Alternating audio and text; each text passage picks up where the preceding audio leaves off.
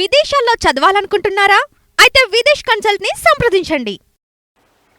నేనేమంటానంటే ఇప్పుడు రాజధాని అమరావతి వచ్చింది కాబట్టి ఏదో 4 కంపెనీలు వస్తాయి, 4 కంపెనీలు పెడతారు, ఆ కంపెనీలో నుంచి 10 రూపాయలు ఉద్యోగం వస్తుంది అని మనం ఏదో ఆశపడతాం. అది సమస్య కాదు. 10 కంపెనీలు రావటం పెద్ద సమస్య కాదు.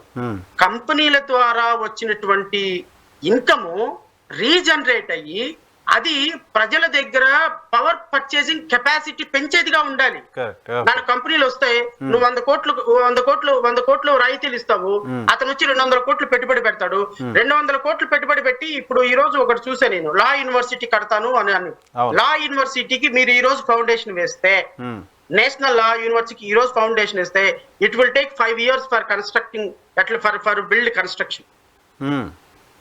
నీకు అప్రూవల్ రావడానికి, దానికి కన్స్ట్రక్షన్ పర్మిషన్ రావడానికి, బీసీఏ నుంచి అప్రూవల్ రావడానికి, కేంద్ర ప్రభుత్వం న్యాయశాఖ నుంచి అప్రూవల్ రావడానికి it will take at least 1 year.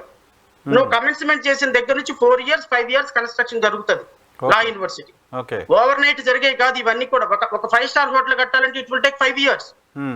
So ఈ రోజు డెవలప్మెంట్ స్టార్ట్ చేస్తే, మీరు కంపెనీలు రావడం స్టార్ట్ చేస్తే ఇక్కడికి దాని ఫలాలు మనకు అందేటప్పటికి సంవత్సరాలు పడతాయి. మీరు ఎంత ఎక్స్పీడియట్ గా తయారు చేసినా కూడా టెంపరీ కట్టడాల్లో నుంచి రాష్ట్రానికి ఒక 10 ఉద్యోగాలు సృష్టించాలి అంటే 4 కంపెనీలు రావడంలో ఉపయోగం లేదు కదా. ఆ కంపెనీలు పనిచేసి దాన్ని రీజనరేట్ చేసి దాని పవర్ పర్చేసింగ్ కెపాసిటీ ప్రజల్లో పెంచి అది దాని ఇన్కమ్ ఫలాలు మనకు అందేటప్పటికి it will take years, tickets. కానీ ఎక్కడో చోట స్టార్ట్ అవ్వాలి కదా సార్. ఆ స్టార్టింగ్ ఇప్పుడు అవుతుందని ఎందుకు అనుకోలేము? ఆ ప్రయత్నం ఇప్పుడు జరుగుతుందని ఎందుకు తీసుకోలేము? దాన్ని ప్రయత్నం జరుగుతుంది. ఎట్ ది సేమ్ టైం మీరు తీసుకున్న నిర్ణయాల వల్ల ఆ ప్రయత్నం స్టెబిలిటీ లేకుండా పోయే అవకాశం కూడా కనపడుతుంది. ఇప్పుడు వీళ్ళు ప్రభుత్వం డెవలప్మెంట్ మీద చేసే ఫోకస్ కంటే వీళ్ళని రాజకీయ నాయకుల్ని, ఐపీఎస్ ఆఫీసర్ని, ఐఏఎస్ ఆఫీసర్ని, లోకల్ ఉన్న వైసీపీ నాయకులను టార్గెట్ చేసే దాని మీద ఎక్కువ కాన్సన్ట్రేషన్ ఉంది. రెడ్ బుక్ మీద ఎక్కువ కాన్సన్ట్రేషన్ ఉంది కాన్స్టిట్యూషనల్ బుక్ కంటే కూడా. కాన్స్టిట్యూషనల్ బుక్ మీద కాన్సన్ట్రేషన్ చేయటం కంటే, సూపర్ 6 అమలుపరచడం కాన్సన్ట్రేషన్ చేయటం కంటే ఈ రోజు జరుగుతున్నటువంటి రెడ్ బుక్ మీద కాన్సన్ట్రేషన్ ఎక్కువైపోతా ఉంటే ఆటోమేటిక్ గా ఏమేం ప్రశ్న వస్తుంది? ఈ రాష్ట్రంలో ఇన్వెస్ట్మెంట్ పెట్టేవాడికి, ఈ రాష్ట్రంలో ఇన్వెస్ట్మెంట్ పెట్టే ప్రతి వాడు ఇక్కడ లా అండ్ ఆర్డర్ ఉండాలని చూసుకోవాలి, ఇక్కడ రాజకీయంగా ఇద్దరి మధ్య కొట్లాట ఉండకూడదని చూసుకోవాలి. జగన్మోహన్ రెడ్డి ఒక పక్క 40% ఓటింగ్ తోటి చాలా స్ట్రాంగ్ గా కనపడతాడు. రేపొద్దున 2029 వచ్చిన తర్వాత యాంటీ ఇన్కంబెన్సీ పెరిగిపోయింది అనుకోండి, ఖచ్చితంగా రేపొద్దున జగన్మోహన్ రెడ్డి అవకాశం వచ్చింది అనుకోండి, అల్టిమేట్ గా రేపొద్దున ఇన్వెస్ట్ పెట్టినోడు రూపాయి ఏం ఆలోచిస్తాడు? రేపొద్దున జగన్ వస్తే లేనిపోయింది నాకెక్కడ తలకాయ నొప్పి అని కూడా. సో ఇక్కడ స్టెబిలిటీ చాలా ఇంపార్టెంట్ నరసింహరావు గారు. నెంబర్ 2, ప్రభుత్వం మీద సాఫ్ట్ కార్నర్ ఇంపార్టెంట్ మిగతా రాష్ట్రాలకి. ఇక్కడ ఐపీఎస్ ఆఫీసర్లు ఈ విధంగా టార్గెట్ చేస్తున్నారని ఇది దేశం మొత్తం స్ప్రెడ్ అయింది అనుకోండి. ఫర్ ఎగ్జాంపుల్ ఈ రాష్ట్రం మీద ఒక బ్యాడ్ ఇంప్రెషన్ పడదా కేంద్ర ప్రభుత్వ స్థాయిలో? అవును కదా. ఒక ముఖ్యమంత్రుల మీద, మాజీ ముఖ్యమంత్రుల మీద, చంద్రబాబు నాయుడు మీద కేసులు, ఆయన వెళ్ళిపోతే ఈయన మీద కేసులు, రేపో మినిస్టర్లు అరెస్ట్ అవబోతున్నారు, రేపొద్దున ఐపీఎస్ ఆఫీసులు అరెస్ట్ అవబోతున్నారు. మీరు గుర్తుపెట్టుకోండి, జగన్మోహన్ రెడ్డికి కప్పు కాఫీ ఇచ్చిన అటెండర్ దగ్గర నుంచి జగన్మోహన్ రెడ్డి పడుకునేటప్పుడు టాబ్లెట్ ఇచ్చిన భారతి గారి వరకు కూడా అరెస్ట్ అవుతారు. అవునా? ఖచ్చితంగా. అందులో మీరు రాసి పెట్టుకోండి, డౌటే లేదు. This is my prediction. Bharathi గారు కూడా అరెస్ట్ ఏ ఒక్కళ్ళని వదలరు. కూటమి ప్రభుత్వం ఏ ఒక్కళ్ళని వదలదు. In front of there is a crocodile festival.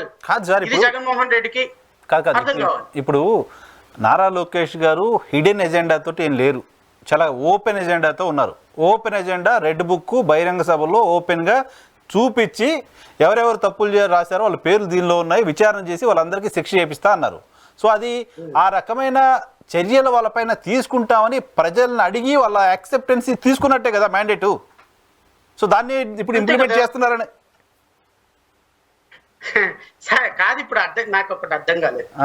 ప్రజలు వాళ్ళకి చాలా క్లియర్, నారా లోకేష్ కి, పవన్ కళ్యాణ్ కి, చంద్రబాబు నాయుడు గారికి, వీళ్ళందరికీ చాలా క్లియర్ మ్యాండేట్ ప్రజలు ఇచ్చారు. 90,000 మెజార్టీ, 70,000 మెజార్టీ ప్రజలు ఇచ్చారు. ప్రజల గురించి ఇంకా అసలు మర్చిపోండి. ప్రజలు వాళ్ళకి 5 సంవత్సరాలు అధికారం ఇచ్చేశారు. ఆయన రెడ్ బుక్ చూపించిన అధికారం ఇచ్చేశారు. జగన్ నిన్ను తొక్కితే అధపాతాలోనికి వెళ్తామని పవన్ కళ్యాణ్కి అధికారం ఇచ్చారు. మీకు నేను మారిన చంద్రబాబు నాయుడిని ఏ విధంగా రేపొద్దున నా కార్యకర్తల్ని రక్షించుకుంటానో, ఏ విధంగా ఈ రాష్ట్రంలో రేపొద్దున మీ అందరికీ కూడా సింహస్వప్నం లాగా ఉంటానో చూడండి, నేను ఈ రాష్ట్రంలో మరో చంద్రబాబు నాయుడు చూస్తారని చెప్పిన చంద్రబాబు నాయుడు గారికి పరిపాలన ఇచ్చారు. ప్రజలు చాలా క్లారిటీతో ఉన్నారు, నాయకులు చాలా క్లారిటీతో ఉన్నారు. అల్టిమేట్ గా క్లారిటీ లేని మీకు నాకు క్లారిటీ లేదేమో అనుకుంటున్నాను నేను. బికాస్ మనకి క్లారిటీ తెచ్చుకున్న ప్రయత్నంలోనే ఈ డిస్కషన్ చేస్తున్నాం మనం. నాకు తెలిసి జగన్మోహన్ రెడ్డికి కూడా చాలా క్లారిటీ ఉంది. జగన్మోహన్ రెడ్డిని భారతి గారిని వైఎస్ వివేకానంద రెడ్డి హత్య కేసులో అరెస్ట్ చేయాలి. ఎలా వాళ్ళని అరెస్ట్ చేస్తారు జస్ట్ వెయిట్ అండ్ సీ. వాళ్ళని దాంట్లో ఎలా ఫిక్స్ చేస్తారు just wait and see.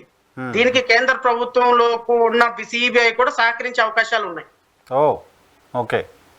So వీళ్ళ పాత్రని ఏ విధంగా ఫిక్స్ చేస్తారు, వీళ్ళ పాత్రని ఏ విధంగా తీసుకొస్తారు, వీళ్ళని ఇంకా వేరే కేసులో ఎలా వీళ్ళని ఫిక్స్ చేయాలని చూస్తున్నారు. ఇంకా there is a long way to go Narasimha Rao గారు. ఇక్కడ సరే రాజకీయంగా వాళ్ళు ఎట్ట చేస్తారు, వాళ్ళు డబ్బున్న వాళ్ళు స్టేట్ బేస్ పోకూడదు అనేది పాయింట్. అది సో ఓవరాల్ గా వీళ్ళు రాజకీయంగా ఎలా చేసుకుంటారో ఏంటో అనేది నేను I'm not bother about that. But ultimate గా నేను ఏమనుకుంటాను అంటే, ఒక సామాన్యుడు 2021లో తెలుగుదేశం పార్టీ కార్యాలయం మీద జరిగిన దాడికి 2024లో అరెస్ట్ అయింది అంటే, సో వాడికి ఈ ఫేమస్ కేసెస్ వల్ల, ఈ హై ప్రొఫైల్ కేసెస్ వల్ల ఏమేం ప్రశ్న వస్తుంది అంటే, అధికారం మారితే కేసులు రిజిస్టర్ అవుతాయి. అధికారం మారితే మనుషులు ఎలాంటి వాడినైనా అరెస్ట్ చేయొచ్చు. అధికారం ఉంటేనే పోలీస్ వ్యవస్థ మనకు అణిగిమణిగి ఉంటుంది. అధికారం ఉంటేనే మున్సిపల్ కమిషనర్ మన ఇల్లు పర్మిషన్ ఉందా లేదా చూస్తాడు. అధికారం లేకపోతేనే మన ఇల్లు పడగొడతారు. మనం అధికారం ఉంటే మున్సిపల్ కమిషనర్ రాడు, వాటర్ ట్యాక్స్ వాడు రాడు, ఇంటి ముందు ఎంక్రోచ్ చేసిన వాడు రాడు, లేకపోతే మనం ఎవరిని మర్డర్ చేసినా రాడు, ఎవరిని రేప్ చేసినా రాడు.